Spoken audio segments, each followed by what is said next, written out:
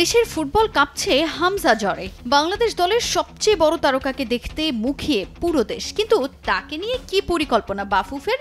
ভক্ত হৃদয়ে এমন প্রশ্ন ঘুরপাক খেলেও খুব একটা সুখবর নেই, সেটা সময় স্বল্পতার জন্য।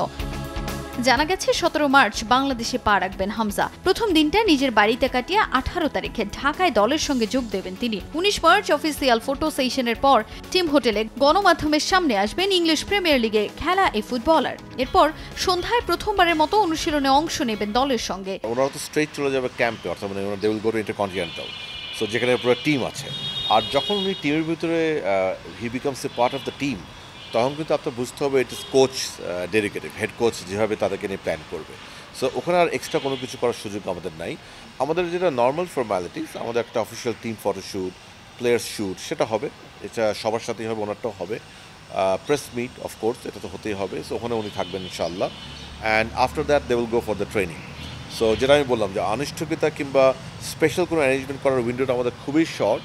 আর যতটুকুই আছে উনি তখন টিমের সাথে থাকবেন। উনি কিন্তু একজন প্রফেশনাল প্লেয়ার। সো আমি শিওর উনিও চাইবেন যে কোচ এবং রেস্ট অফ দ্য টিমমেটের সাথে ম্যাক্সিমাম টাইম টু স্পেন্ড করার জন্য। এদিকে শুধু হামজা কিংবা ফাহমিদুল ইসলামের মতো প্রবাসী ফুটবলাররাই নয়, লাল সবুজের জার্সি গায়ে তুলতে মুখিয়ে একদল তরুণ। ডেনমার্কের একাডেমিতে খেলা 14 জন ফুটবলার আগামী জুনে ট্রায়ালে অংশ নেবে বলে জানান বাফুফের সহসভাপতি। জুন মাসে ওনারা আমরা অ্যাটলিস্ট 14 জন মোটামুটি এখন কনফার্ম হয়েছে, আরও বেশি হতে পারে ইনশাআল্লাহ। একটা পুল অফ প্লেয়ার্সরা বাংলাদেশে আসার প্ল্যান করছে। মূলত তাদেরকে কোঅর্ডিনেট করছে ডেনমার্কে থাকেন আমাদের একজন বাংলাদেশি ইয়াং ল্যাড। ওনার একটা ছোট্ট কোম্পানি আছে, he has his own entity, sports মার্কেটিংয়ে উনি কাজ করে। But is very sports passionate এবং সত্যি কাজ করতে দেশপ্রেমিক। মানে উনি খুব চান যে এনারা যেন এসে বাংলাদেশকে রিপ্রেজেন্ট করতে পারে, উইচ ইজ ভেরি এনকারেজিং।